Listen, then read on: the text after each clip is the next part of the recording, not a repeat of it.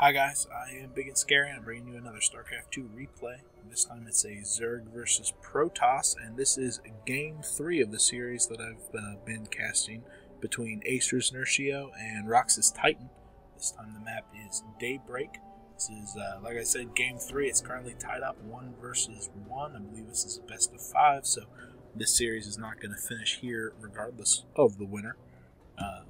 AcerNerchio, bottom left as your red Zerg, top right RoxkisTITAN as your blue Protoss, sitting on a probe all ready to throw down that first pylon on the low ground. Looks like he's going to try again for a fast expand.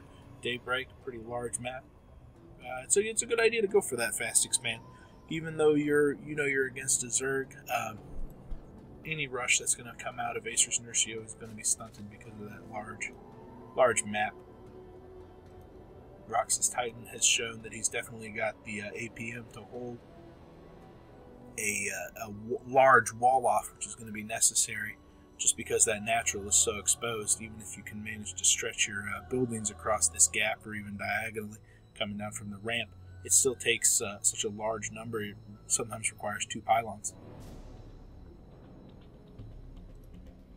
Both players have shown that they're pretty much incredible in their matchups, and I've heard some good things about this game, in particularly out of the series. This one was pretty nail-biting. You can see that both players are grabbing their first unit, building their spawning pool and gateway. Both go down at the exact same time. RoxkisTITAN going for a gateway instead of a forge for that forge fast expand. This is pretty common, especially if you see a second gateway go down to get out those two first zealots. Usually that's more common on lower or smaller maps, just so those zealots can get to the first base, do some pressure. But we could see that gateway pop off and then a cyber core go right next to it, and some early tech come out of Titan, which I certainly wouldn't be opposed to. Probe having its way with a drone. It's just about to go down, but he's definitely having some fun with a probe at its expense also. Nexus finally does come down with no other tech building on the way, and we see that the first 6 Zerglings are underway for Nerchio as he comes out swinging. Definitely going to take advantage of the fact that the wall off is not complete, but remember, like I said, it's such a long distance between the 2 bases that Titan's still going to have time to throw down maybe another building, maybe complete that forge that just went down. Hatchery is coming down for Nerchio. Forge is down, so with that first zealot, looks like Titan's going to get that cybernetics core down just in time, and with a zealot positioned in the choke, he's going to be able to hold off against these 6 Zerglings. But this is the problem with not getting that forge fast and expand, not having that cannon down. These Zerglings are going to go to work on that forge, forcing the zealot to come out of the choke, but he can't engage all of them at one time, so that forge does go down even before the probe can manage to throw down a cannon. 2 zealots now come out, taking down 2 of the Zerglings, but the remaining 4 make it into the probe line, and you can see that Nerchio has taken advantage of the fact that he's got Zerglings in to cause major harassment to the probe line by grabbing a third. You can look at the mini-map. I'm not going to take the camera off of this action because this is basically really tight micro right here. You can see that Titan's letting the Chrono Boost build up on his Nexus. He's probably going to spend it on that Warp Gate research that just went down. Another probe, another Zergling lost. 1 more probe, 1 more Zergling. So now Nerchio's down to only 2 Zerglings, and he's succeeded in taking down more than a handful of probes. You can see 27 to 21 drones, which is to be expected, especially since Nerchio has taken a third over the only the first expansion that Titan has. But still, it's an economic blow, and these Zerglings have definitely paid for themselves. So they go down, not managing to take out another probe. They can certainly rest easy that the job's been done. However, 2 gateways down, and this cybernetics core is more than halfway done. You can see 2 more gateways starting. As it looks like with these zealots moving out, there's going to be a push. This probe's going to throw down a pylon. It's going to put some pressure on the front door. You can see a 3rd gateway is now started. So it's going to be a 5-gate push, and Nerchio's in a rather vulnerable position because he's grabbed that early 3rd. There goes your pylon. Zealots come up to defend it. It looks like this probe's going to sneak up to the 3rd to throw down another pylon. instead of scouting, maybe he was thinking of doing a cannon rush there, or maybe he just didn't know about that expansion. It looks like he falls back and throws the pylon in a more defensible location. If that third wasn't there, that would have been a great place for a pylon. That's what he was thinking. He wasn't expecting NERCIO to having grabbed a third.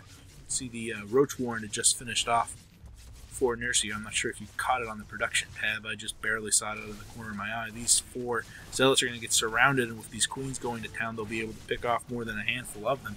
But with 3 of them surviving and 4 Stalkers being warped in, these queens have got to beat a hasty retreat.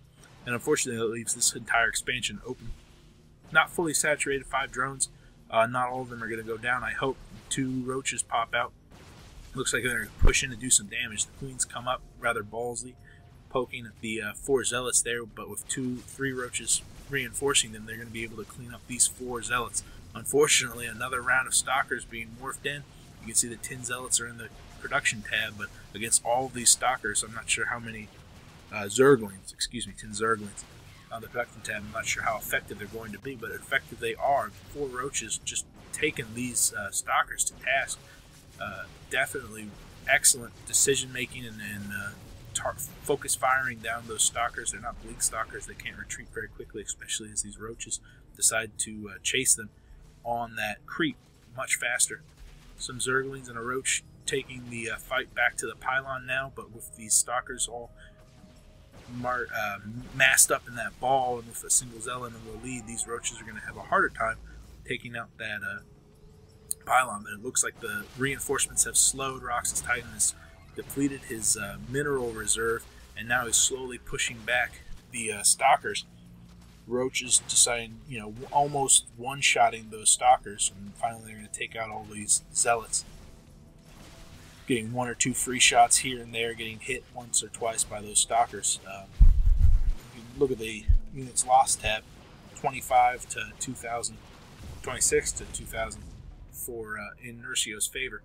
Even though he's lost significantly more units, the damage he's done by taking out those probes definitely helped him even out the type of aggression the Titan put forth. You can see that he's got a okay saturation in both his natural and his third, and his main is still fully mining. But on the income tab, they're still neck and neck because the harvesters are still neck and neck. Even though he has a 1-up on the base, those probes are just showing their muscle. Definitely keeping ahead. It looks like third going down for RoxkisTITAN, knowing that he doesn't want to, because he couldn't manage to take out that expand, he needs to expand for himself. He's got a robotics facility coming up and a nice warp in of 3 sentries, knowing that it's going to be difficult for him to hold off the impending push that's coming from NERCIO as he positions his units on the south side. Titan still has a nice standing force of stalkers that made it out alive, and he's got that lair tech on the way, which will afford him some nice research options for his stalkers, his roaches.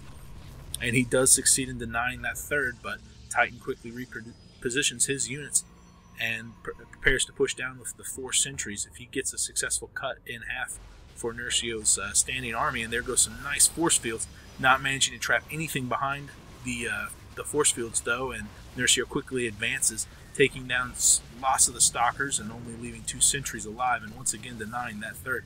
Zerglings are now on the front door. You can see multiple sentries are coming down again. That the robotics facility is very exposed and forcing the cancel on the Immortal as the robotics facility does go down.